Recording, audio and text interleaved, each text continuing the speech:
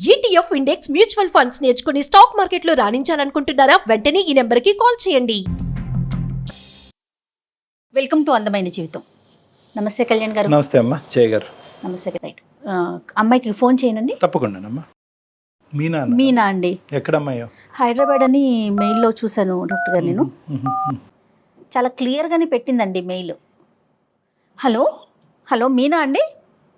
అవునండి, నేను జయానండి, అందమైన జీవితం ప్రోగ్రామ్ నుంచి కాల్ చేస్తున్నాను. నమస్తే మేడం. నమస్తే మీనా, మాట్లాడొచ్చండి మీతో? మాట్లాడొచ్చు. ఎస్, నాతో పాటు డాక్టర్ కళ్యాణ్ చక్రవర్తి గారు కూడా ఉన్నారు. నమస్తే డాక్టర్ గారు. నమస్తే మీనం. మీ విషయం కొంచెం నేను బ్రీఫ్గా చెప్పాను, బట్ మీరు ఒక్కసారి ఎక్స్ప్లెయిన్ చేయండి మీనా. డాక్టర్ గారికి ఇస్తున్నాను. ఇవ్వండి మేడం. మీనా నమస్తే అమ్మా, చెప్పండి అమ్మా. నమస్తే డాక్టర్ గారు. నమస్తే అమ్మా, నమస్తే. ఎంతమ్మా మీ ఏజ్ ఎంత? ఎక్కడి నుంచి మాట్లాడుతున్నారు? నా ఏజ్ 35 అండి. మేము వైజాగ్ నుంచి మాట్లాడుతున్నాం. పెళ్ళయి 8 years అయింది.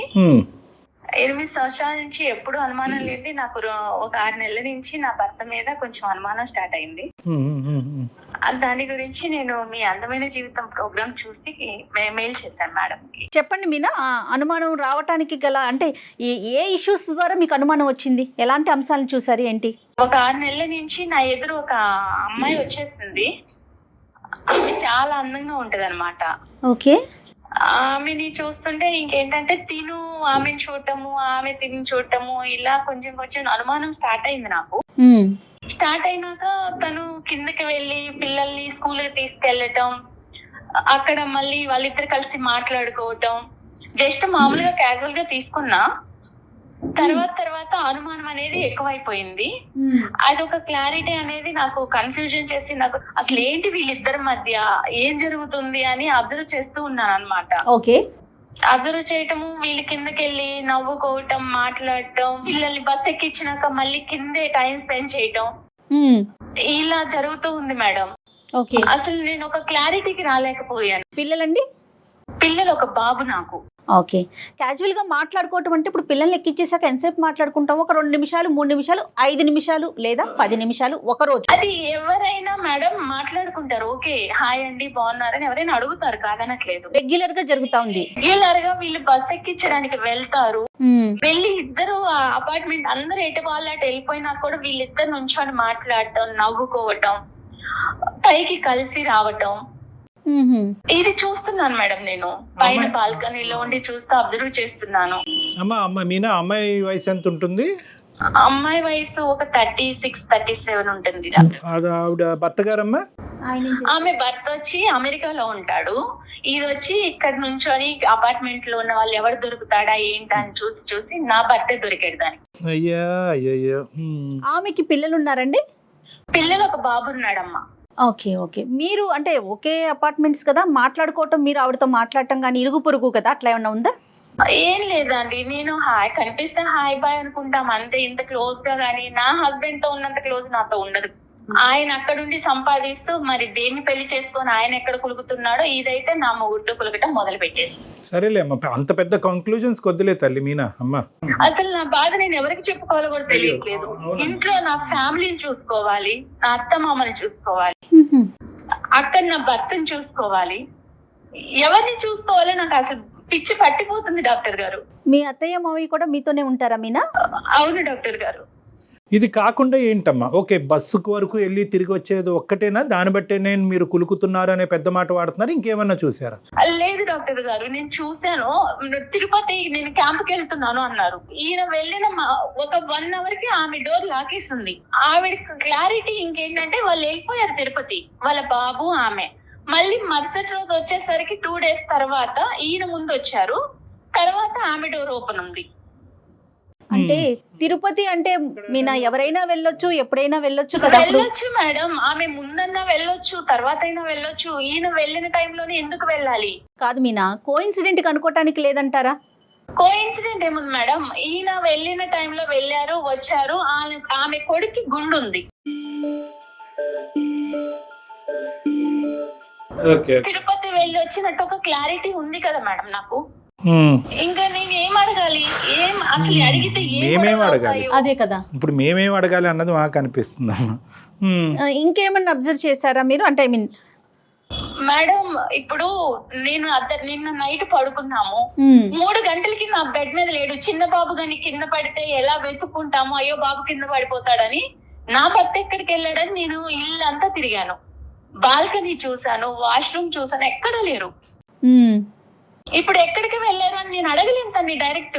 అదేంటమ్మా, ఎందుకు రాత్రి నిద్రలోంచి లేసానండి మీరు పక్కన లేరు, బాబు దొల్లిపోతాడు అన్నది కూడా మీరు చూసుకోలేదు, ఎక్కడున్నారని ఒక మాట అడిగితే తప్పేముంది? తన మీద అనుమానం స్టార్ట్ అయిపోయినాక నేనేమన్నా అడిగితే ఇంకా నా మీద ఎక్కడ గొడవ పడేసి ఎక్కడ అల్లరి చేసుకొని మన పరువు ఎక్కడ పోయిద్దో, అత్తయ్య మామయ్య వాళ్ళు ఎక్కడ బాధపడతారో, నాకు పిచ్చి పడుతుంది డాక్టర్ గారు. అసలు పట్టట్లేదు.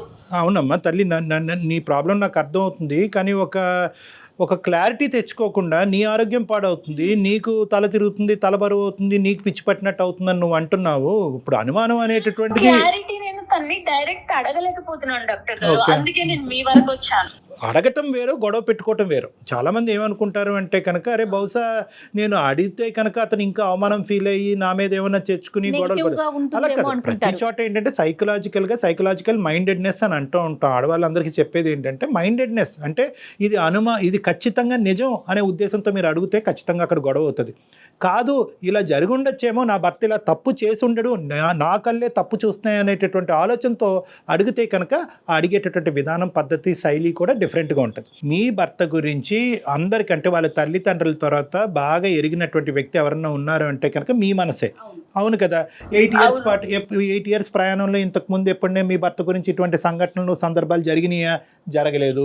ఎప్పుడు అనుమానం పడేటటువంటి భార్య స్థానంలో మీరు ఉన్నారా? కాదు. మరి అలాంటప్పుడు ఈ ఒక్కసారి మీకు ఇలా అనిపించిందండి, నా కళ్ళు తప్పు చూసినాయా, నా చెవులు తప్పు విన్నాయా అనేటటువంటిది మీరు తప్పుగా ఆలోచించారు అనే విధంగా అడిగితే కనుక ఏ గొడవ ఉండదు. అంటే మీరు చేయలేకపోతున్నారు, మాకు ఫోన్ చేశారు, అది వేరే విషయం. మీ తరపున మేము మీతో మాట్లాడటానికి రెడీగానే ఉన్నాం. కానీ సహజంగా ఎవరైనా ఆడవాళ్ళు ఉంటే కనుక ప్రతి సందర్భంలో సుమన్ టీవీ లాంటి ఒక ప్లాట్ఫామ్ దొరుకుతుంది, వాళ్ళ ద్వారా అడిగిద్దాము, వాళ్ళ ద్వారా తెలుసుకుందాం అనేది కాకుండానే అడిగేటటువంటి శైలి, విధానం ప్రేమపూరితంతో నిండి ఉంటే కనుక అది తప్పుగా భావించే అవకాశం లేదు అని నా భావం. అది ఈ మధ్య ఏమన్నా అడిగితే విసుకుంటున్నాడు, ప్రతి చిన్న విషయానికి చిరాకు పడుతున్నాడు, నాకు పిచ్చి పడుతుంది, ఏడుపు వస్తుంది, ఏం చేయాలో తెలియట్లేదు. ఒకటైతే నిజం కదా తల్లి, అంటే ఖచ్చితంగా ఒక ట్రాన్సిషన్, ఒక చేంజ్ అయితే మీ భర్తలో మీకు కనిపించింది, వచ్చింది, ఖచ్చితంగా వచ్చింది. నాకైతే తనని అడగాలని ఉంది డాక్టర్ గారు, నా తల బద్దలైపోతుంది అసలు. నాకు అసలు తనని అడిగితే ఎక్కడ ఇష్యూస్ అయ్యి ఎక్కడ గొడవలు అవుతాయో, నేను ఇంత ప్రేమించాను తిన్ని. బహుశా ఇది అబద్ధమే అవ్వాలని మేము అందరం కోరుకుంటున్నాం. మీ అత్తమామలకి ఏమైనా తెలుసమ్మా? తెలీదు డాక్టర్, నేను ఎవరికి చెప్పలేదు. మన ఇంట్లో లేకుండా, బాల్కనీలో లేకుండా, నువ్వు కిచెన్ లో లేకుండా ఎక్కడికి వెళ్ళావు అని ఒక్క మాట అడగలేక నాలో నేను సతమతం అయిపోయి నాకు అసలు ఎవరికి చెప్పాలో తెలియట్లేదు. నేను ఎంత బాధపడుతున్నానంటే డాక్టర్ గారు, నాకు ఏ పని చేయాలనిపించట్లేదు. ఇప్పుడు నువ్వు ఓకే కదమ్మా, అంటే మా ద్వారా నువ్వు క్లారిటీ తీసుకోవటం అనేది రేపొద్దున మీ ఇద్దరి మధ్య, అంటే మేము యూజువల్గా చాలా సెన్సిటివ్గా మాట్లాడతాం ఇలాంటి ఇష్యూస్, నాకు ఉండేటటువంటి ఎక్స్పీరియన్స్తో కొద్దిగా బ్యాలెన్స్డ్గానే మాట్లాడతాం. బట్ యు ఆర్ 110% కాన్ఫిడెంట్ కదమ్మా మేము ఈ ప్లాట్ఫామ్ ఆ విధంగా వాడుకోవచ్చని? వాడుకోవచ్చు డాక్టర్ గారు. ఓకే. తర్వాత ఇంకో లాస్ట్ క్వశ్చన్ అమ్మా, ఇది కొద్దిగా sensitive and private issue. Physical intimacy ఎలా ఉందమ్మా మీ ఇద్దరి మధ్యన? అది తగ్గిందా? తగ్గిందండి. తను ఇప్పుడు ఇదివరకు ఉన్నంత ప్రేమ లేదు నాకు. మరి ఒకసారి మాట్లాడదామా మీనా? నిజాల్లాగే అనిపిస్తుందమ్మా, కానీ అబద్ధాలు అవ్వాలని కోరుకుంటున్నాను. ఒకసారి కలుపుదామమ్మా. లైన్ కలుపుతారండి మీరు ఆయనతో? కలుపుతాను డాక్టర్. కాన్ఫిడెన్స్ లోకి తీసుకుంటారు. మీరు మాట్లాడే వ్యక్తి మీ కాల్ ని హోల్డ్ లో పెట్టారు, ఆయన్ని కనెక్ట్. అయితే రీజన్స్ చాలా తక్కువ అనిపిస్తున్నాయి కళ్యాణ్ గారు నాకైతే. జస్ట్ కింద మాట్లాడుకోవటం సరే, నైట్ మిస్ అవటం అనేది నిజంగా ఆలోచించాలి. హలో హలో, ఏమండి ఆఫీస్ లో ఉన్నారా? చెప్పు. నేను మిమ్మల్ని ఒకటి అడగాలనుకుంటున్నానండి. అదేదో ఇంటికి వచ్చాక అడగచ్చుగా. ఆఫీస్ లో ఉన్నారు, ఫ్రీగానే ఉన్నారని ఈ టైంలో కాల్ చేస్తాను మీకు. నేను ఏం అడగాలి? మీరు రాత్రి ఎక్కడికి వెళ్ళారు? రాత్రి 3 గంటలకి నా పక్కన లేరు. టీ తాగడానికి వెళ్ళా. ఆ టైంలో టీ తాగడానికి వెళ్ళటం ఏంటండి? చిన్న చిన్న ప్రెజర్స్ ఉండి నిద్ర పట్టక టీ తాగి వచ్చి పడుకుందాం అని చెప్పి. నన్ను లేపితే నేను పెట్టిస్తాను కదా మీకు టీ. అరే అలా కాదమ్మా, నువ్వు రోజంతా పని చేసి అలిసిపోయి ఉంటున్నావు, మళ్ళీ నీకు రాత్రి లేపి టీ పెట్టమని అనడం లేదు. నేను ఇంట్లో టీ పెట్టుకుంటే మళ్ళీ నీకేదైనా డిస్టర్బెన్స్ అవి నీ నిద్ర పోవద్దని చెప్పలేదు. అమ్మ అమ్మ అమ్మ అంటుంటే నన్ను ఎత్తుని కూర్చోబెట్టుకొని నన్ను కాలి కింద వేసి తొక్కారండి మీరు. అమ్మ మీనా, నువ్వు ఫస్ట్ ఇలాగా ఒకటి మీనా అమ్మ, ఈరోజు అమ్మ సారీ అండి మీనా గారు భర్త గారు, మీ పేరు? హలో మీనా గారు, మీరు ఒక మాట చెప్పాలి కదా ఆయనకి, మేము లైన్లో ఉన్నామనేసి ఒక మాట చెప్పండి మీ హస్బెండ్తోను. నేను మిమ్మల్ని డైరెక్ట్ ఏమీ అడగలేక నేను డాక్టర్ ద్వారా వెళ్ళాను ఇప్పుడు అడగటానికి. చెప్పాలి కదా తల్లి నువ్వు. డైరెక్ట్ వెళ్దామంటే మన సంసారాన్ని అందరికీ తెలిసేలా చేస్తావా? అయ్యో అలా భావించొద్దండి. మేడం వింటున్నారా ఎలా మాట్లాడారు? అది కాదు కదమ్మా మీనా. మీనా ఇది చాలా సెన్సిటివ్ ఇష్యూ మీనా. మనం మన తరపున అతన్ని సర్ప్రైజ్ చేసాం ఇక్కడ, కాబట్టి ఫస్ట్ మా తరపున ఆవిడ తరపున మా అపాలజీస్ అండి. అంటే ఆవిడ చాలా బాగా స్ట్రెస్లో ఉంది, ఆవిడ ఏం చేస్తున్నారో కూడా ఆవిడకి తెలియట్లేదు. చాలా రోజులు బట్టి ఒక చేదు అనుభవాల్ని కొన్ని ఆవిడ దిగమింగుకుంటుంది, అడగలేక కక్కలేక సతమతం అవుతుంది. మా హెల్ప్ తీసుకుని మా ద్వారా ఆవిడ మనసులో ఉండేటటువంటి 2-3 ప్రశ్నలు మిమ్మల్ని అడగాలి అని అనుకుంది. సరే, ఆమె ప్రాబ్లం ఏంటో అడగండి డాక్టర్ గారు, మీ ద్వారానే క్లారిఫై చేయండి. అడగనియండి, ఆవిడని అడగనియండి, మేము బ్యాక్గ్రౌండ్ లో ఉంటాం, ఆవిడని అడగనియండి. ఏమండి రాత్రి మీరు 3 గంటలప్పుడు ఎక్కడికి వెళ్ళారు? నేను టీ తాగడానికి వెళ్ళాను. టీ తాగడానికి బయటికి ఎందుకు వెళ్ళాలి? నేను ఉన్నా కదా పక్కన, నన్ను లేపితే నేను పెట్టిస్తాను కదా మీకు. నేను ఇంతకు ముందు చెప్పా, మళ్ళీ చెప్తున్నానమ్మా, నిన్ను రాత్రి అంతా నాకు నిద్ర లేదు, నాకు టీ తాగితే నిద్ర వస్తుంది అనిపించింది. కాకపోతే నువ్వు డే అంతా పని చేసి ఉంటావు, మళ్ళీ నిన్ను నిద్ర లేకపోవడం ఎందుకు? ఒకవేళ నేను పెట్టుకున్నా సరే నీకు ఏదైనా డిస్టర్బెన్స్ వస్తుందని బయటికి వెళ్ళి తాగొచ్చాను. అంటే ఎదురించి 204 కి టీ తాగడానికి వెళ్ళారా మీరు? 204 ఏంటి? నాకు అన్ని తెలుసండి. 204 కి ఎందుకు వెళ్తున్నారో తెలుసు. 204 సిక్కులాడుంది, ఆ తప్పులాడుంది, దాంతో మీరు మాట్లాడటం చూశాను. కింద మీరిద్దరు ఇటకలు పక్కపక్కలు చూశాను.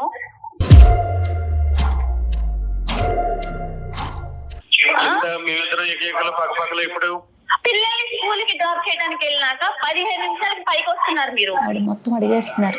చెప్పండి సార్. సార్ మా బాబుని నేను బస్ ఎక్కించడానికి తీసుకెళ్తాను సార్. అవునండి, తప్పలేదు. అట్ ద సేమ్ టైం ఎవరో వస్తారు వాళ్ళ పిల్లల్ని ఎక్కించడానికి, వాళ్ళకి నాకు సంబంధం పెడితే ఎలా డాక్టర్? డాక్టర్ గారు ఇప్పుడు అందరూ చాలా మంది వెళ్తారు, ఎటు వాళ్ళకి పిల్లల్ని తీసుకొని బస్ ఎక్కిచ్చేసి వెళ్ళిపోతారు, వీళ్ళిద్దరే ఉంటారండి డాక్టర్ గారి కింద. అరే ఒక కమ్యూనిటీలో ఉండేవాళ్ళు హాయ్ బాయ్ కామన్ గా మాట్లాడుకుంటారు. అవునండి, కమ్యూనిటీలో ఉంటే చాలా మంది మగవాళ్ళు ఉంటారు కదా, ఆవిడతోటే ఎందుకు మాట్లాడాలి మీరు? అతని భావాన్ని చెప్పనివ్వండి, నెంబర్ 1. నెంబర్ 2 ఏంటంటే, మీకు మోస్ట్గా అంటే చాలా క్లోజ్గా ఈ పరిస్థితిని నేను చూడటం వల్ల వాళ్ళిద్దరి మధ్యన సంబంధం ఉంది అనేటటువంటి ఇష్యూ మీ మనసులో ఏదైనా ఉంటే మీ నగర్ అది స్ట్రైట్ ఫార్వర్డ్గా అడగండి. ఇలాంటిదే కాదు డాక్టర్ గారు, ఈయన తిరుపతి వెళ్తున్నాను క్యాంప్ అని చెప్పినప్పుడు ఈయన వెళ్ళిన గంట కల్లా ఆవిడ వెళ్ళారు. నువ్వు చూసావా? నేను చూసాను, ఎదురింటి లాక్ ఉంది, ఫస్ట్ లాక్ తీసుంది, తర్వాత లాక్ వేసింది.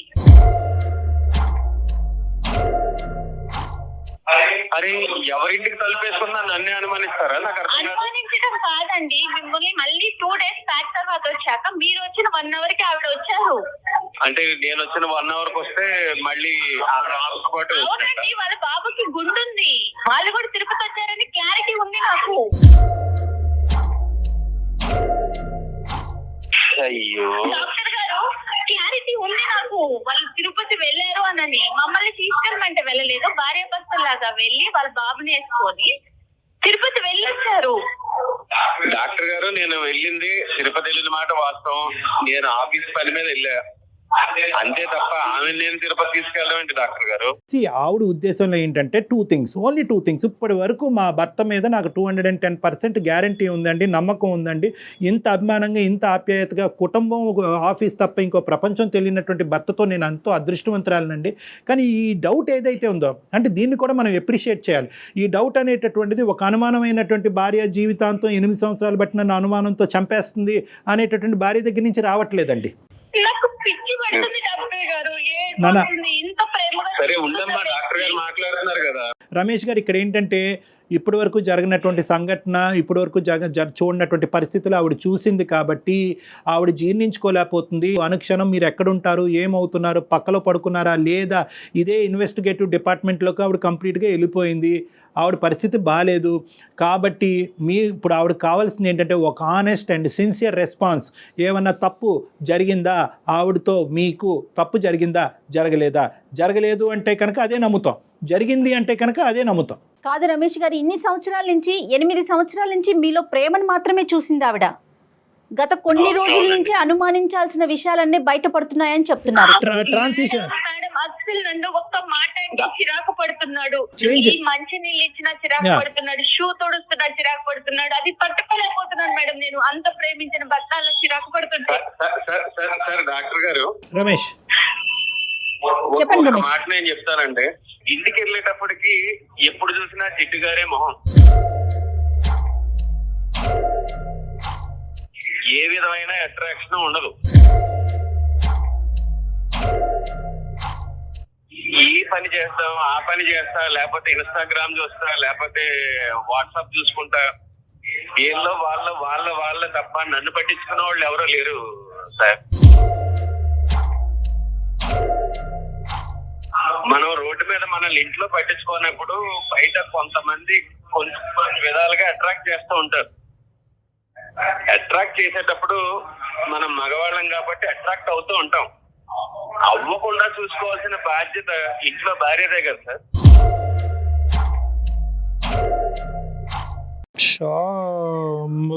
రమేష్, ఆయన వర్షన్ ఆయన చెప్పాడు కదా. ఉండమ్మా మీనా, ఒక్క నిమిషం నీ వర్జన్ చెప్ది కానీ.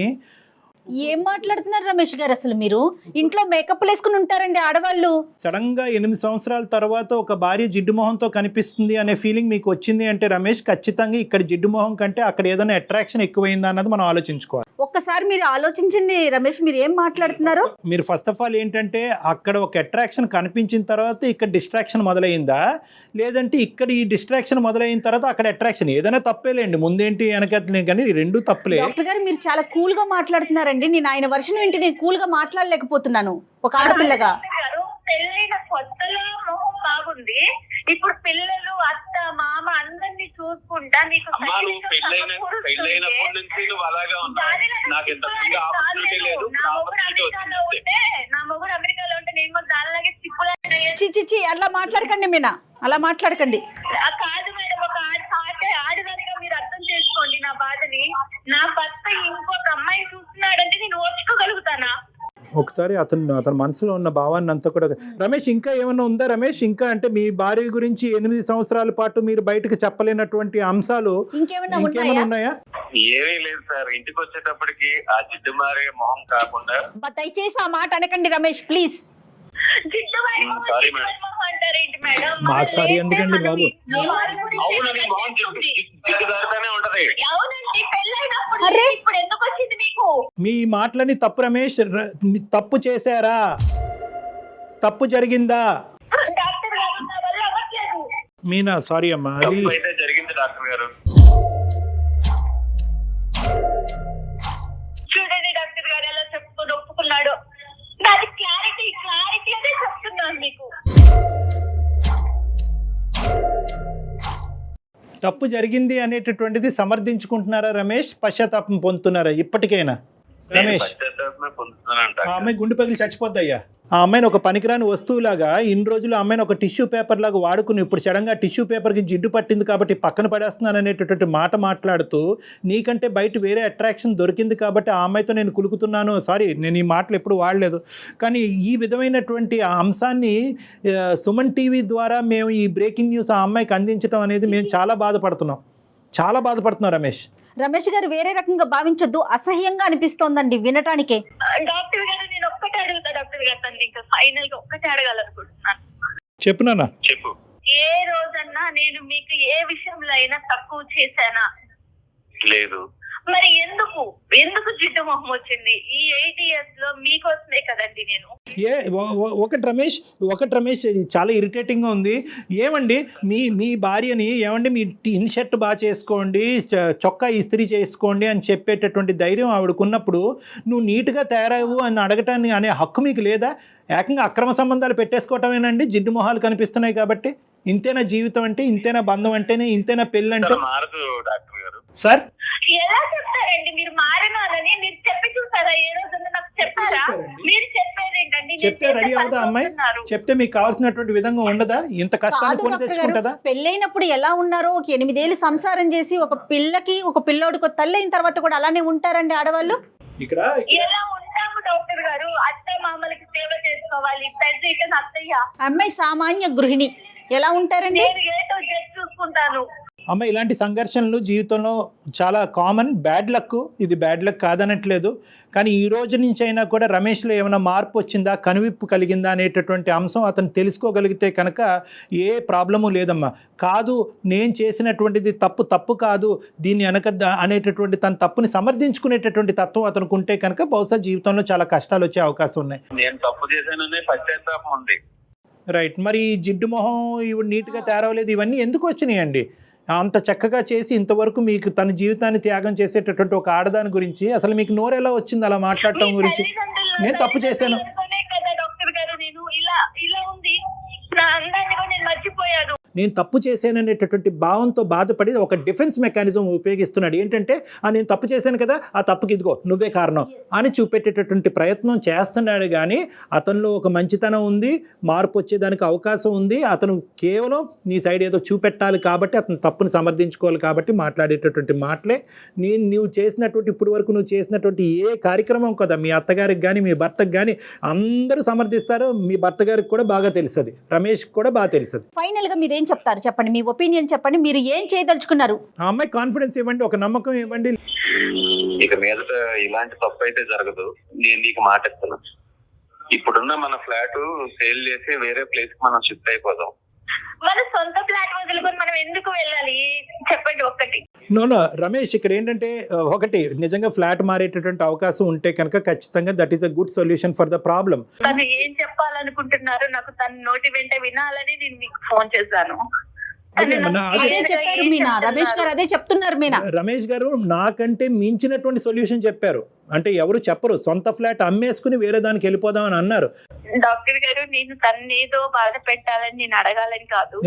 నాకు ఒక క్లారిటీ, నా మనసు తను నేను ఎంత ఇష్టపడుతున్నానో నాకు తెలుసు, తనకి తెలుసు. అది అర్థమవుతోంది మీనా, అర్థమవుతోంది. కానీ అతను ఇప్పుడు ఇచ్చినటువంటి ప్రామిసెస్లో ఒక సిన్సియారిటీ కనిపిస్తుంది. తప్పు ఒప్పుకున్నాడు, అతను సిన్సియర్గా అతను అపాలజీ అడిగాడు కాబట్టి క్షమించేటటువంటి ధోరణిలోకి నువ్వు రావాలి. నమ్మకంగా మళ్ళీ మీరు ఇద్దరు కూడా హ్యాపీగా ముందుకు ప్రయాణం కొనసాగించాలమ్మా. సరే డాక్టర్ గారు. ఓకేనా? All the best Meena. అతను అడిగాడని కాదు కానీ నీ గురించి కూడా నువ్వు చూసుకో అమ్మా. Okay, compulsory. All the best, good luck అమ్మా. God bless both of you.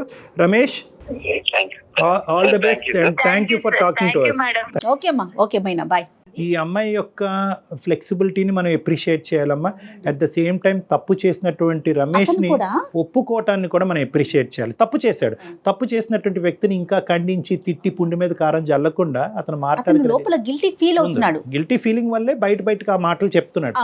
అతని మనస్సాక్షి కూడా తెలుసు భార్య ఎంత సాక్రిఫైస్ చేస్తుందని. కానీ సమాజానికి ఒక పిక్చర్ ఇస్తే కనుక అతను తప్పును సమర్థించుకోవచ్చు అనే డిఫెన్స్ మెకానిజం ద్వారా అతను బ్లైండ్ గా ముందుకెళ్తున్నాడు. ఏదైనా రియలైజ్ అయ్యాడు. అది చాలా సంతోషం అనిపిస్తోంది ఫస్ట్ టైం అయితే. ఉందమ్మా. Thank you so much Kalyan గారు. నమస్తే.